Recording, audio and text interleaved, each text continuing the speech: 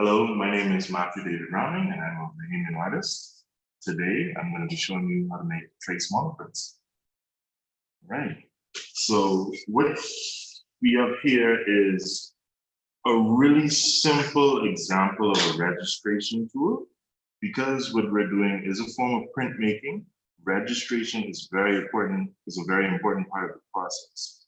Now, of course, you can make this as fancy or as simple as you would like it to be, as neat to be, but just for the basics, this does more than fine of a job.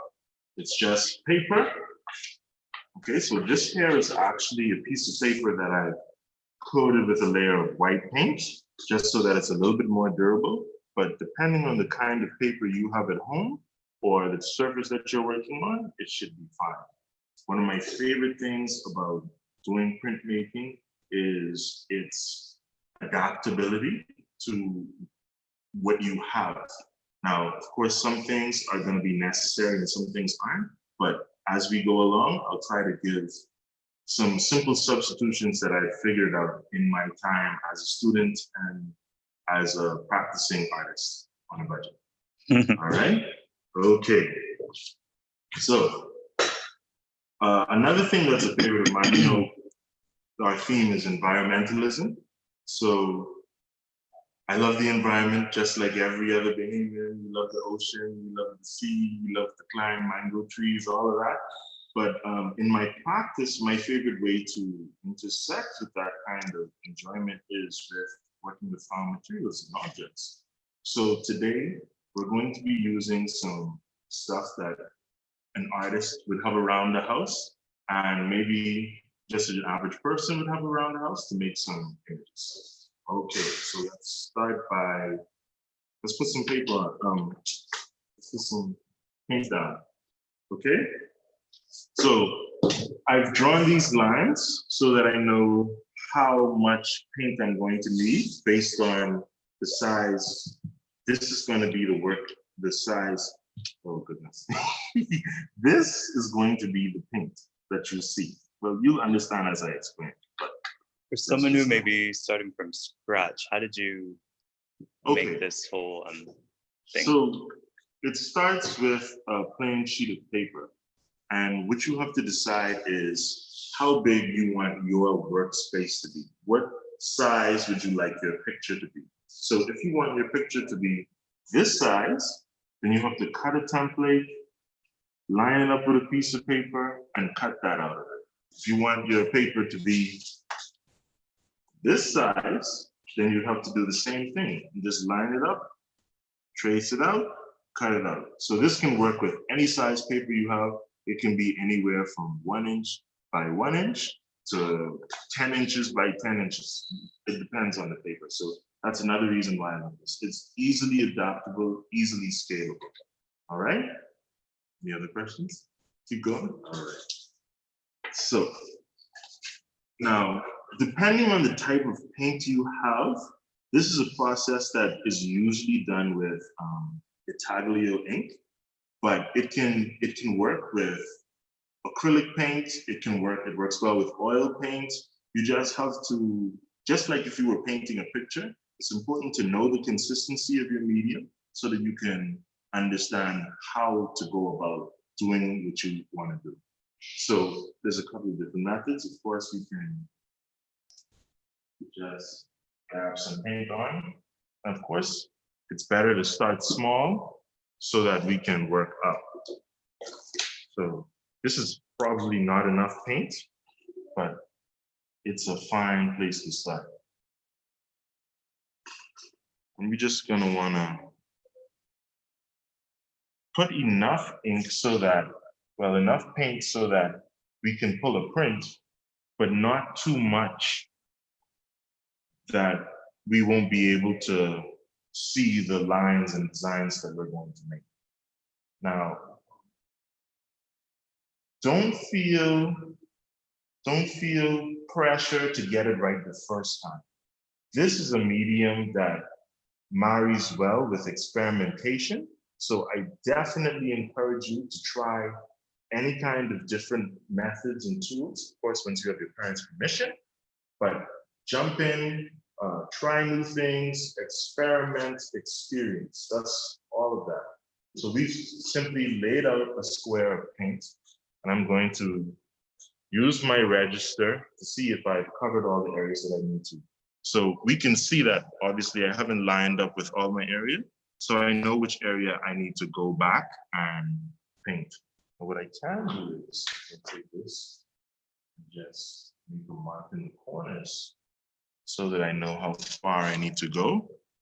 And you can see my corners right there so that I know I need to go up a bit. Right? Let's do it.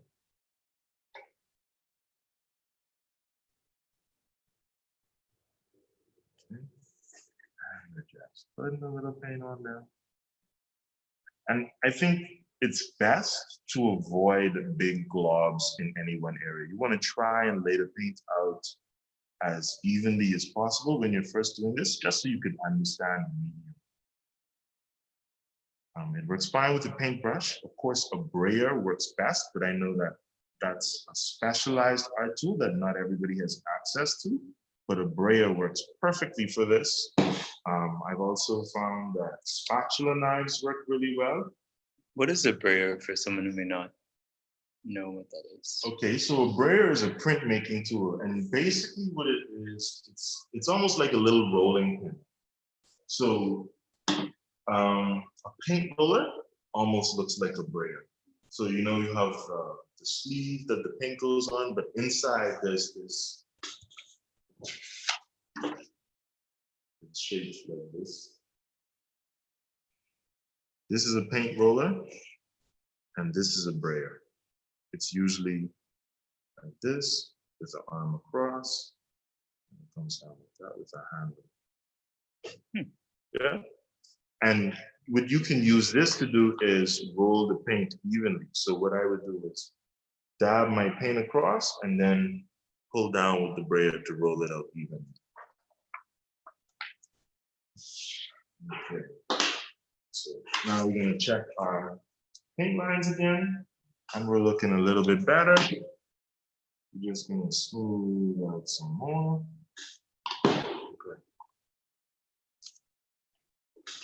All right, and that's how we're going to look. Now, I just grab a piece of paper.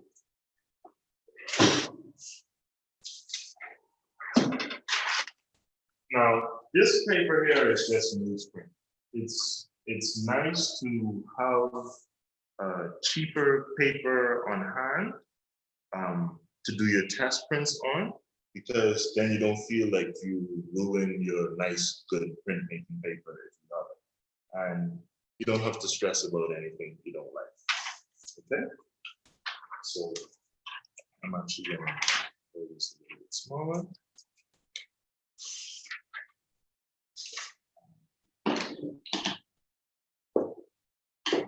It's easiest if you keep your system clean. Try to keep paint from getting all over the place, because it helps when you're trying to. So sorry about that. All right. Now, this is actually a good thing because when you're printmaking, the rules are that usually you're supposed to tear your paper and not cut it with the scissors. So it's good to have a nice straight edge, and you literally just fold the ruler down and you tear. And of course, the thinner the paper, the better it tears. And sometimes the better they pull the print. But this is only newsprint, so we're just doing our tests, right? So now we see our lines. This is our top line. These are going to be our outside edges. This is our bottom line. It's okay if things don't fit up perfectly. Don't stress. So we just line up our top line and we look at our edges and we see where everything is. All right. Now, in some other forms of printmaking, what you do is probably press your hand down so that you can make sure your paper is secure. But what we're actually going to do this time is we're going to take any old object, anything we can find that isn't going to damage our paper. All right. So you don't want anything too sharp, but you can use literally any object to do this. And I like to try different objects because we get to see the different results. So on this print that we're about to pull, we're only going to be testing to see what different objects can give us different lines and prints. All right. If there's any questions, just let me know. If I need to slow down, let me know. But let's make some lines. So we're going to do some of these. And let's do a little bit of this. Okay. Let's try something bigger. Got a bigger paintbrush here, and I'm going to, all right. You could even use your fingertip right here, and I'm pressing down into it. All of these things we can use to make different lines. I got a roll of tape here, roll of tape, not an art tool by any means. And I'm going to press it down, all right? Now, hopefully we have some lines. Maybe we didn't put enough paint down and we won't get any lines, but now we get to see. And surprise. So we can see what makes a line. The paintbrush worked really well. Let's say the edge of the paintbrush didn't really work that well. I don't like that too much. The finger worked kind of good. But we can see that we definitely need to put more ink on our plate, or maybe we need to use the palette knife and get a little bit better. But we also can see that the brush left these striations, and they give a kind of cool effect. So if you like how that looks, maybe you want to build some layers on that. But well, for now, we'll set this on the side and let it dry, and we'll try some next steps, okay? So that's gonna dry. And this is another very good thing. One of my favorite things about this medium is printmaking methods are usually reductive, additive, or some combination of the two. And by reductive, that means that we're gonna take away paint and then pull a print, and that gives us a picture. Additive is when we add paint, add marks, and that gives us a picture. And the combination is obviously when you use a little bit of both of those. So if I was to take another sheet of paper, and put it right down here like this, let's say this time I press a little bit.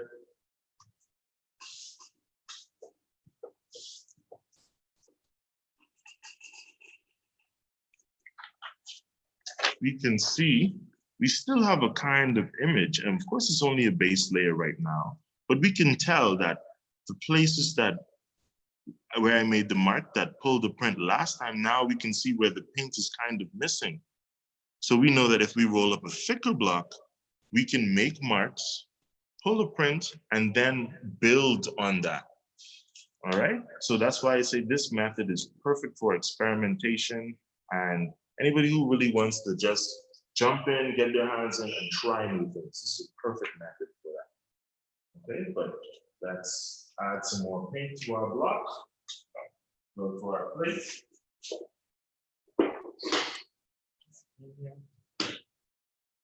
I think I'm going to stick with the paintbrush for a little bit. I have an idea. Right.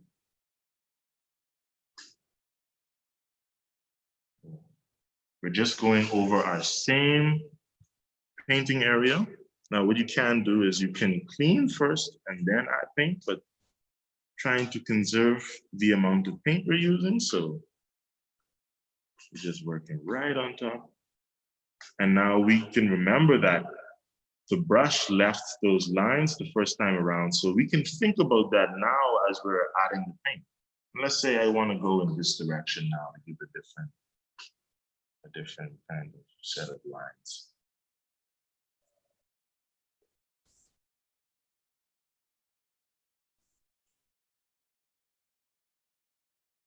Okay. All right. And now we can reline up our registration tool, look at our edges, see how we like them. So add a little bit more to the edge here.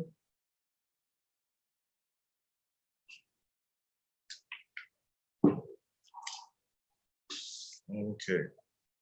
Now I get another sheet of paper. Now this paper is thin enough to get by hand.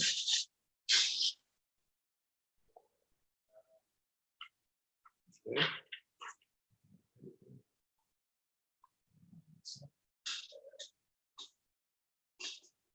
All right.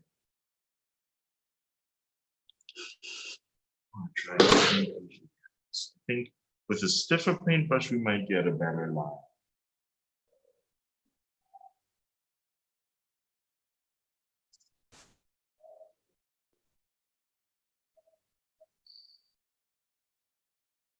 This method in particular is really good for abstract work, but there is a possibility to do some very interesting representative things as well.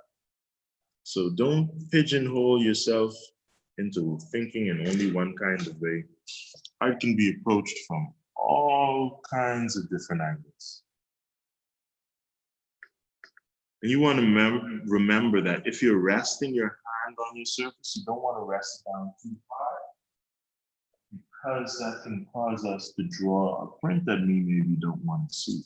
And of course, sometimes you do want to see it. So put a thumbprint in there. Why not? Different brush this time. This brush is too soft.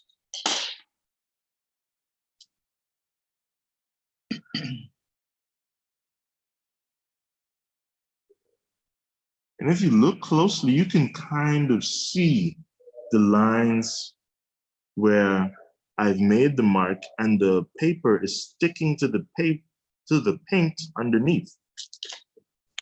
So now we lift up and there's our print. We can look at these areas here and we can see, the paint maybe was a little bit too thick, and that's why we have these kind of blotchy areas, but sometimes the texture comes out interesting. And we could say, yeah, I really like that. And I also really like the registration on this one. You can see that our borders are clean, and that's really good in printmaking. To have clean borders is kind of a difficult thing to get, especially in a method as organic as this one. So that came out cool. We can put that off to dry.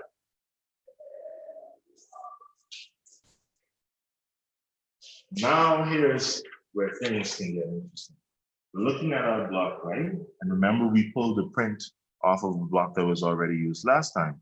So here we have an opportunity to be both additive and reductive. So we can look at our design and we can say, I really like the thick lines, but I want to see a little bit more variation. So I'm gonna cover up some of my thick lines with paint.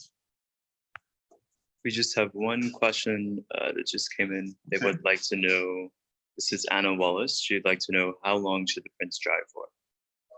Okay, hello Anna. So prints should dry, print drying time is usually reliant upon the type of paint that you use. So acrylic paint is going to dry fast.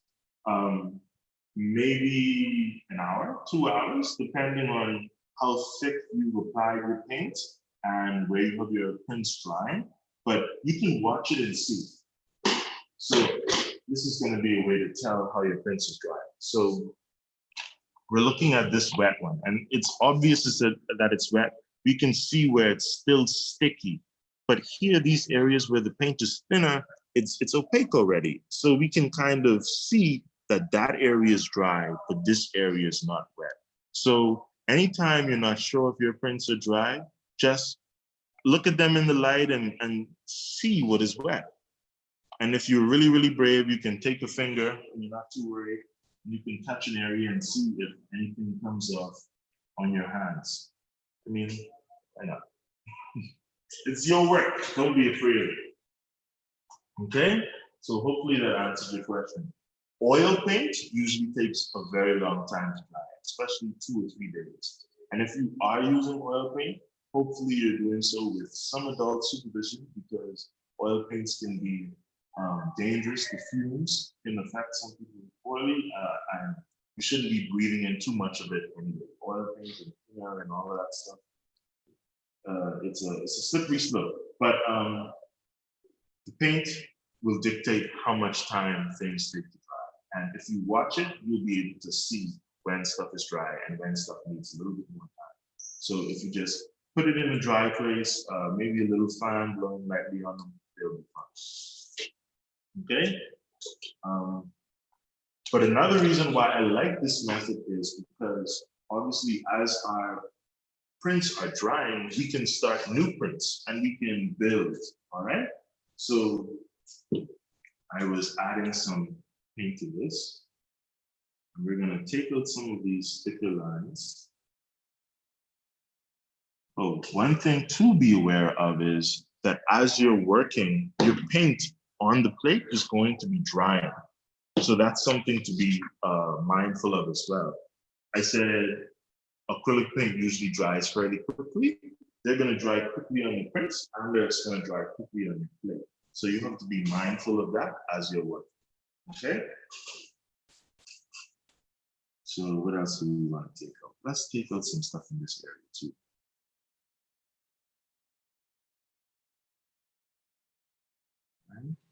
All right. Now we're going to go back in.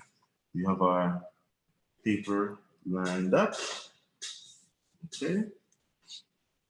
Now we have to remember that we added new paint in this area. So this area can take a mark.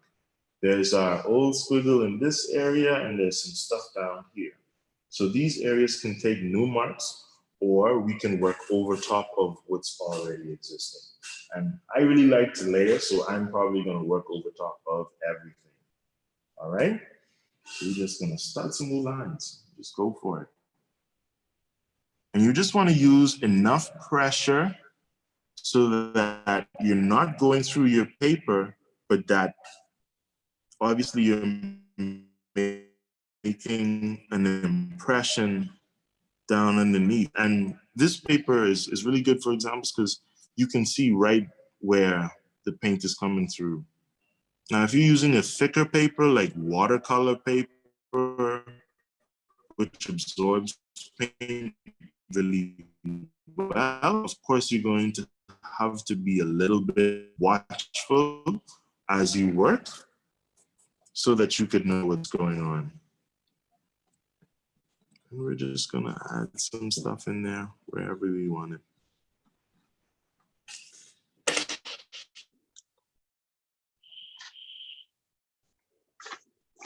Okay. So we can see the old paint really dried too much while I was talking, and we didn't get, but we were able to get a pull from the areas that we left where we made the heavy marks. So we know that the paint is still usable, all right? So we can let these dry and we can, you know, come back to them later and see how they feel. One thing I did want to try was, one of my favorite things to do is to work on surfaces that I don't necessarily want to work on, you know? So I have some fabric here that I just had around the house, old piece of pillowcase that's no good anymore for a pillowcase, but it could maybe be useful to us in our art practice. Whatever this is. Now, obviously, this fabric isn't meant for this kind of thing. So we have to be mindful as we're working that when we're working in these areas or with materials that are, I guess, could be considered unorthodox, we have to be mindful that the material isn't going to behave in the way that other materials work, especially not paper or canvas. But all of this can be a part of our art practice, and there's no reason why we should be afraid about using it. So what I'm going to do is I'm just going to lay this down. And for this one, I'm just going to just press lightly. And we can already see that paint starting to come through for sure.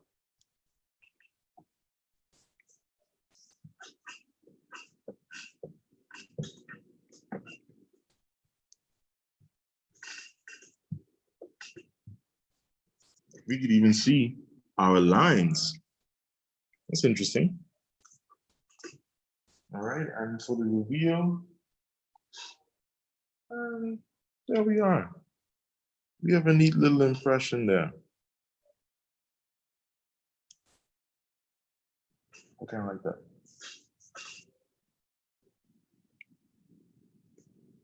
So all of those things that we throw away in the house, like this morning, I was looking at some old pizza boxes that I have, and I was thinking to myself, oh, that's a really good texture. So in the next iterations of these, I'm definitely going to be using some cardboard to make textures.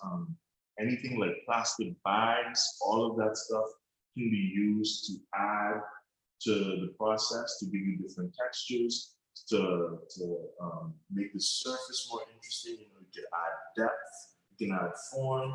So you really have to use the adventurer inside you and experiment, step out of the box, and really don't be afraid, because it's just paint, Once you're not cutting up your mother's drapes,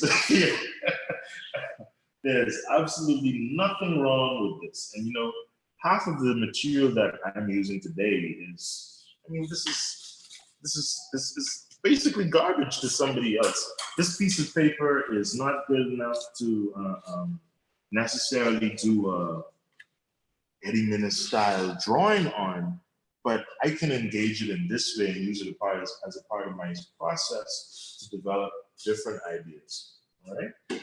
So let's try something else. This might be too. We have a question that just came in from Tamia Knowles. She'd like to know, can you use multiple colors in one print? You definitely can use multiple colors in one print. Today, I'm only going to be doing one color because multiple colors takes time to dry. But what I can do is I can walk you through how we would do some multiple color stuff, or some easier ways to do it.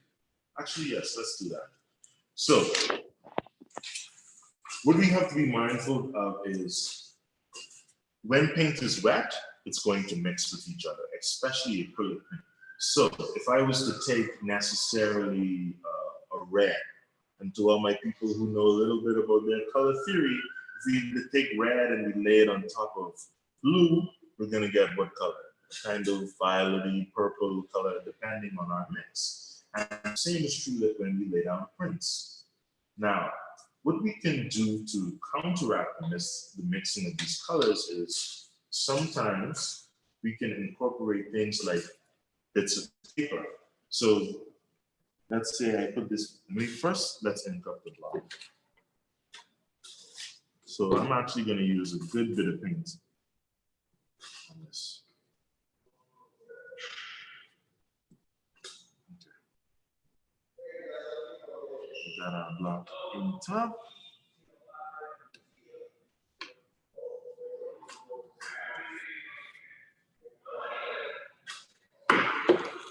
All right, now I'm going to lay this piece of paper. So now, obviously, now that this paper is on our block, that area is not going to be blue on our paper because there's no paint there. So that means we have an opportunity to take a paintbrush and a different color.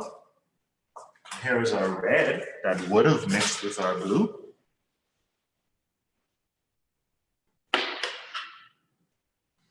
And this is where things again get fun because I have the option of either laying down one complete red square, or I could just come in here and put a line or two. But remember, this is a printmaking process, so we have to apply the paint in a way that's, you know, mindful of the fact that it's going to be printed. So I just do a little design, and it doesn't have to be anything crazy. All right. Take another sheet of paper. I'm gonna tear this one a bit.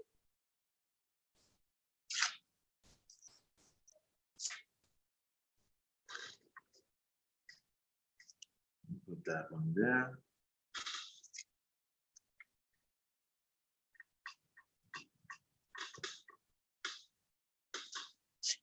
And then let's bring our registration tool back. And use a sheet of paper so that this one can see really well.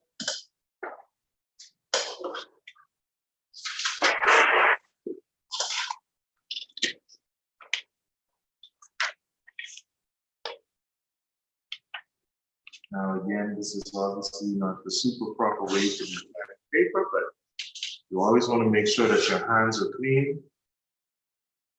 You want to be using a flat surface. You want to use a ruler to make sure your edges are straight. But just for the sake of time, I'm going to do a really quick job. Still trying my best to be straight about it. Okay, not the best hair, but best thing is we can re-tear the paper after we see how our registration is lined up. Okay, so I'm just gonna press lightly. We have a person who just joined the class a bit late. They'd like to know just really quickly what it is. These are called trace monotypes. Okay, so, and now we pull up and we can see our two different colors distinctly. This is our red and this is our blue. And all of our blue is, you know, and this is the white area that we just here, right? So now I'm going to show you something even more interesting. Because none of this is glued down, all of this can be moved around. So I can pick this up, flip that over, put that there, pick this up, and put that there. Sometimes it's a little stickier than, and you just get something with a fine point. And you try to raise the edge if this will cooperate with me, and yes, it will. I got it.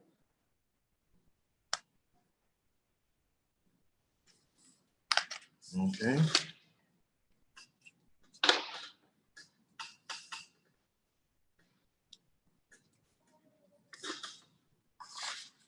All right. And now we go in again. Now I'm going to press lightly so that we can get our print too. But also, why not go in there and do some designs? What if we roll the pencil? Oh, we could roll the pencil. That's interesting. Let's try that. Let's go one more. Why not?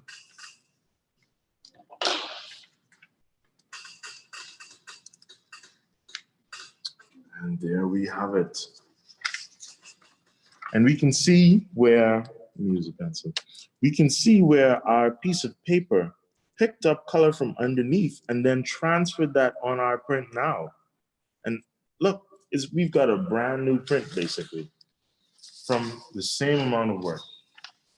And this is how we would build layers. So you can do it individually like that, or you can roll all new colors. So that's one way that I like to build color. It's very quick when you do it this way. The opposite way to do it is, now that I'm finished with this blue color, I pulled all the blueprints that I want.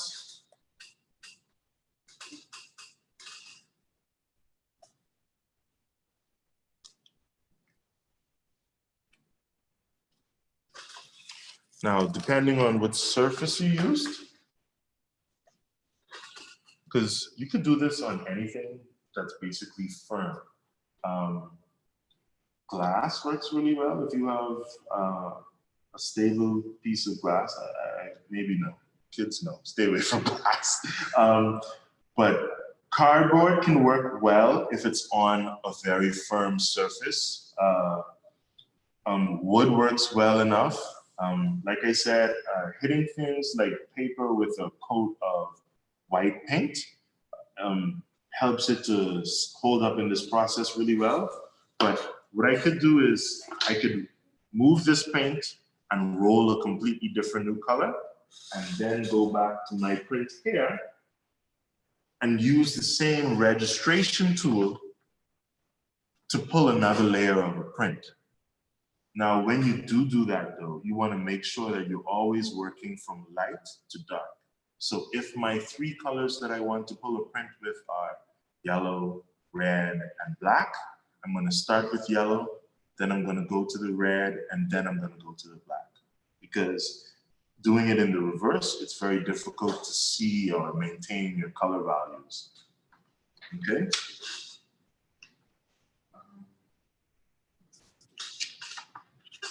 Yeah. Let's try, should we try and do a two color? Yeah? Okay. All right. So we're going to try and do two color prints. And what I'm going to do is just flip my paper around.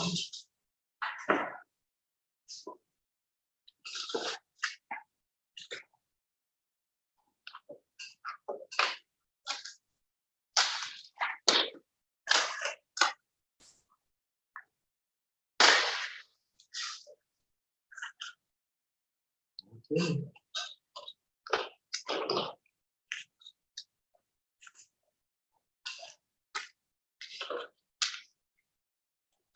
And it's best to keep everything as clean as possible, because that way you don't cross-contaminate your colors and keep your borders nice and clean. But obviously, for the sake of time, I'm just gonna do this just to show you. But when you do it, you're gonna do it like real printmaker, and you're gonna do it nice and clean and great. All right, I'm using a different color. So now I want to go with my red.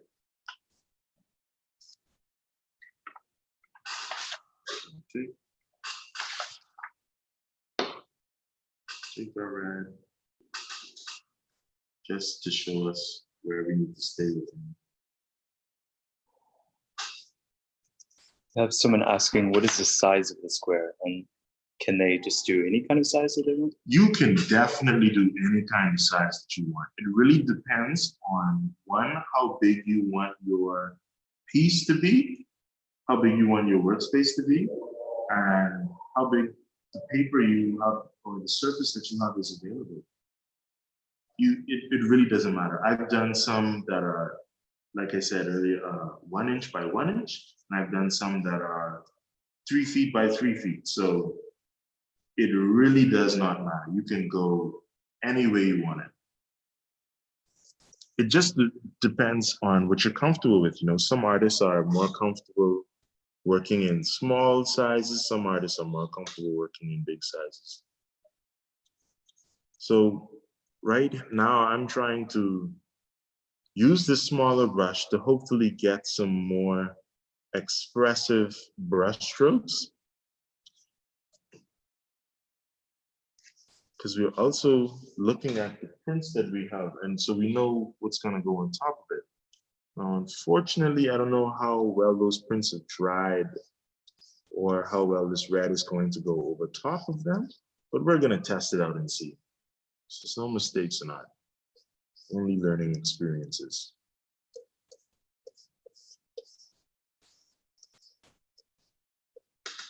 Okay. Let's get a print that's relatively transparent, I guess.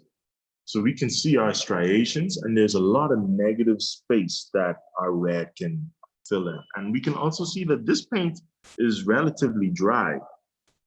You know, there's a couple of areas where it's thicker, but this print is relatively dry.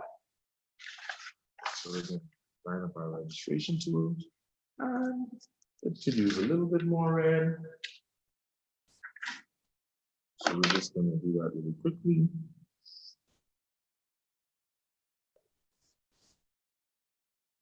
All right. Okay. So we're going to line up our. Now, one thing to be mindful of, and I know maybe some of you have noticed it, but I haven't been too particular about which part of my print is the top or the bottom. But obviously, if you're doing something representative that has maybe writing or a tree on it, you want to label it. And that can be done easily by simply writing top in pencil or bottom. Now, one thing to remember is in printmaking, we always write in pencil, never pen. Okay? So I'm just gonna run my hand lightly over that to see what we pick up.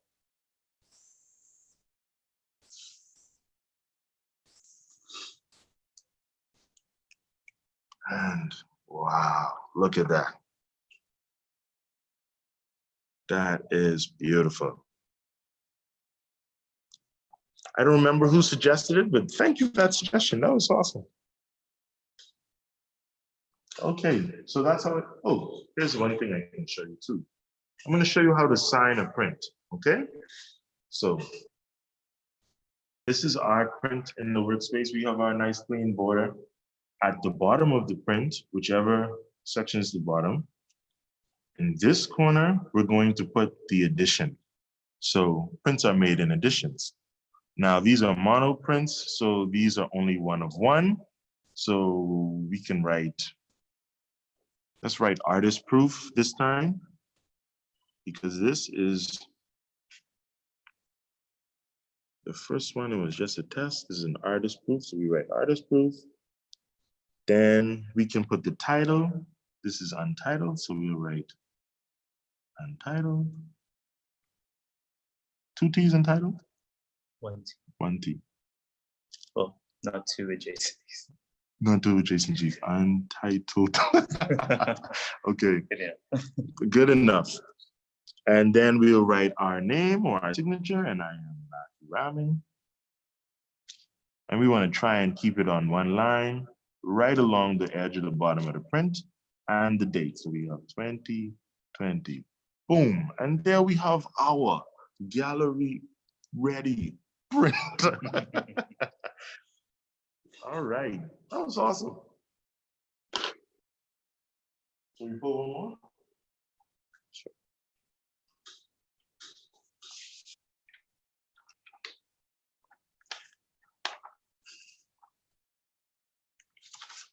Okay. All right, watching our registration. I think I probably messed up that registration a little bit. Now, I don't think there's as much paint on the block looking, or on the plate, looking at how much ink, how much paint came off on this one. So for this time, I'm gonna press a lot harder. We're gonna use something strange. All right, here is my quarantine mask. All right, so I'm gonna fold my mask a little, and I am going to grab.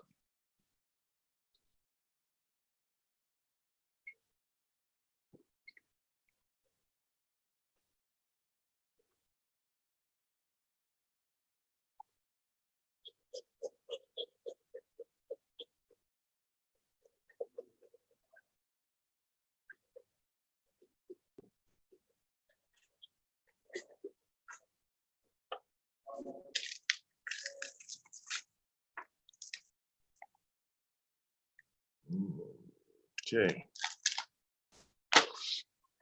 All right. So on this print here, we can see that using the mask definitely made it stick some more. And we even pulled up a little bit of the paper. Okay. But I guess I could be upset about that, or I could incorporate it in my design, or I could go over it when I pull my next print. So I have all kinds of options to move forward, and I can make decisions based on that line up with my overall vision for work. So that's one of my favorite things about this process. I've said it before, I'm gonna say it again. It's this is really, it really bounces back. It's, you know, you can adapt as you change your mind, as you get new ideas, as you think of new things, you can grow, you can move forward, and you can make some interesting images. And you know, you can look at these two and they, you can see like they follow the same kind of vein. That's kind of interesting too. Cool. Put those to dry. Let me show you one more thing. All right. So right here, I have some burlap fabric.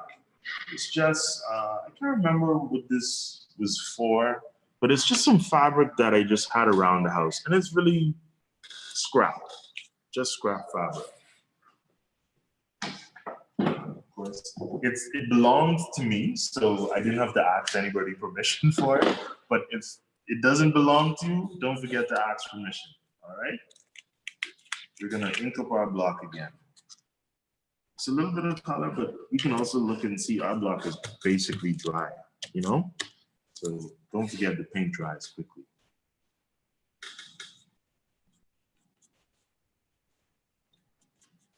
Now for what I'm about to do, I wanna use a relatively large amount of paint, and hopefully it comes out and we can see why.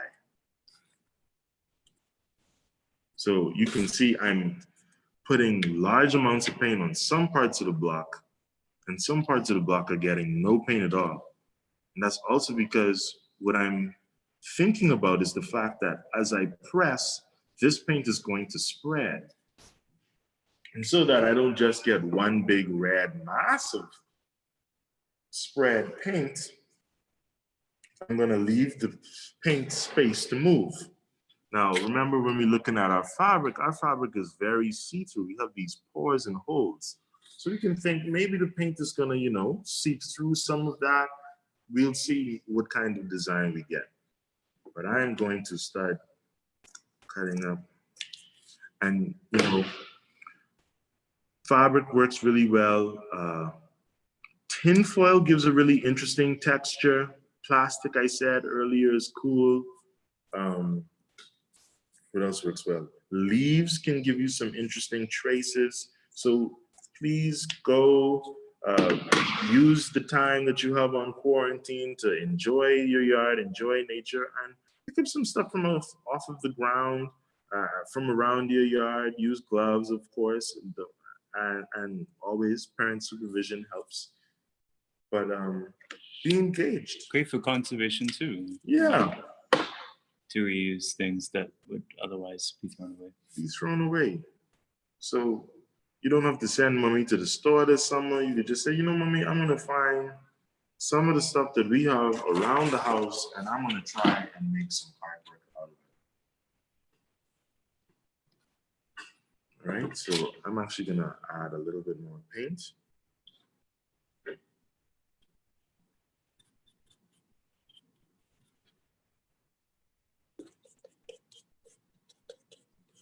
And we're gonna see where this takes us.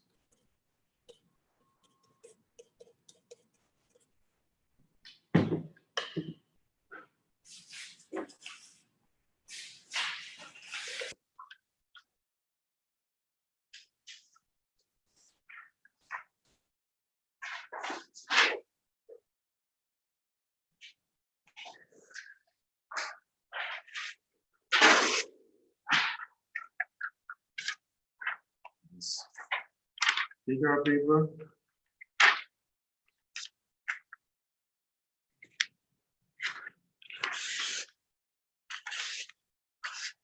Now, I'm a little bit worried about this paint coming through the newsprint, so I'm doubling up. That's something I should have probably mentioned earlier, but sometimes depending on the type of paper or the amount of paint you're using, the paint can spread and come through. So sometimes you want to double up your paper, or you want to have a rag handy that we don't mind getting dirty, that we can just lay down and make marks, okay? But this paper is also big enough again, so we don't have to worry too much about our registration. We just try and center it. And now I'm gonna actually take this same piece of fabric and put it over here, just like that. And I'm gonna press down. And you know, all of these things change the amount of pressure and stuff that I can add to the paper, and therefore, hopefully it'll give me different sets of lines. So let's reveal and see what we've got. Is there a particular technique they should be using to pull off the paper, or it's just? Well, what I usually do is I try to keep, mainly what you're trying to do is stop the paper from shifting as you move it. So if my paper is down, I want to keep one hand where it's steady, and then I want to have the other hand, you know, where it can be loose, so that as I lift, no paper is also falling back onto the workspace. Okay, so here we have it, and we can see some of the texture coming through. Maybe I added too much paint in one area and too little paint in another area, but like I say, the beauty of it is we learned from that experience, and now we can move forward and try our best. Oh.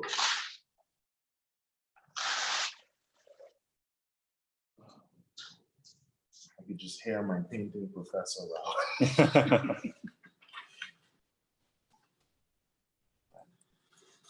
Okay, so mindful of what happened last time, I'm gonna use our trusty mask.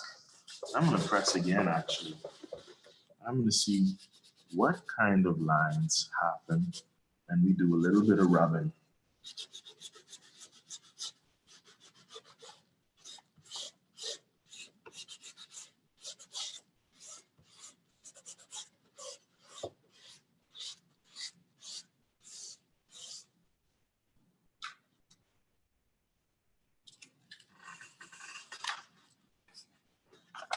Okay.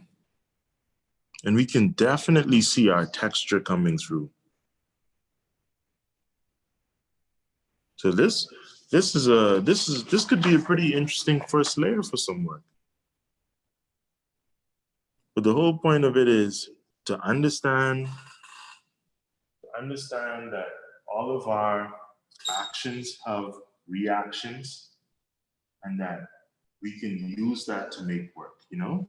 And everything doesn't have to be as straight and as straightforward as we usually make it. Some things can be very organic. Some things can be, you know, you don't have to have it all figured out, right? You don't have to have it all figured out. You can figure it out as you go, and you can try new things and experiment and do research, all right? So let's shift our pieces around. And I'm actually going to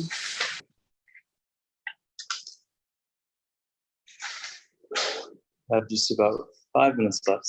all right, last print.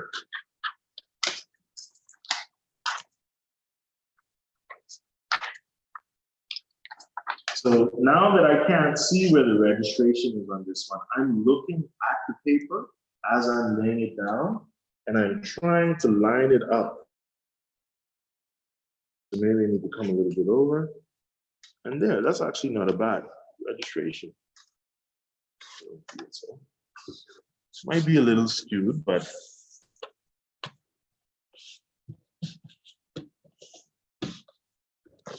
so now that we know for sure there's definitely very little paint on our block, we're gonna wanna press harder, but obviously not hard enough to tear our paper, but we do wanna make sure that we get some of that paint on our page.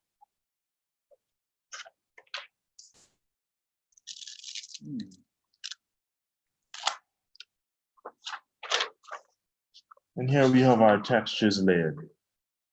So we have our lines and we have our, and we even have a little bit of our burlap has come off and gone on the page. We can just take that off. That's not a big deal. Or we could leave that on. This process is really all of what you make it, And one of my favorite things to do before I go is to take my prints and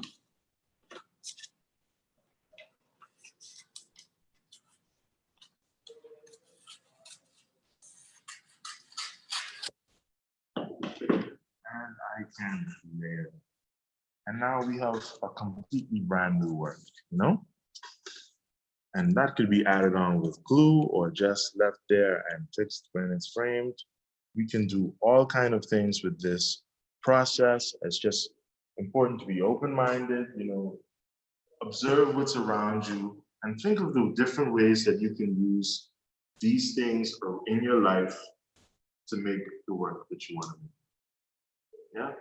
Yeah. Well, I don't see any last questions. Any questions? Look at our prints.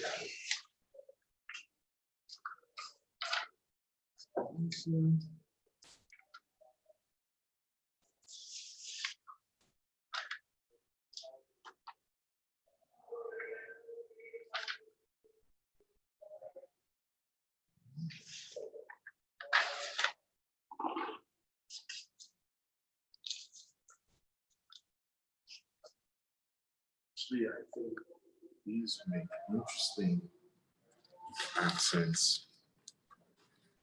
And I think we can easily use these in our design.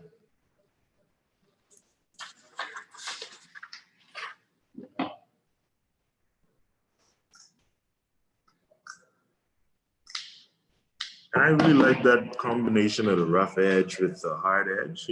It's a little things like that sometimes that can, I get an idea. So what I'm doing right now, I'm just cutting this little bit of burlap to match the curve in there. And I can take some blue paint. And this is definitely what I mean by a process that is both additive and reductive. So we did our printing and we added it and it made our prints in our lines. And now we're going back in and we're re-engaging the work, see if we can find ways. And I don't really like that too much. So now I'm moving it over here.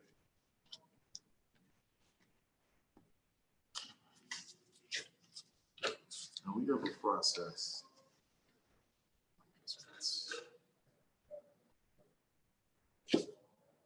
Now, of course, everything is what you make it. So don't try to make work that looks like anybody else's, understand what you want to do, what you like. You really like, if you really like drawing landscapes, you can also draw landscapes with this method.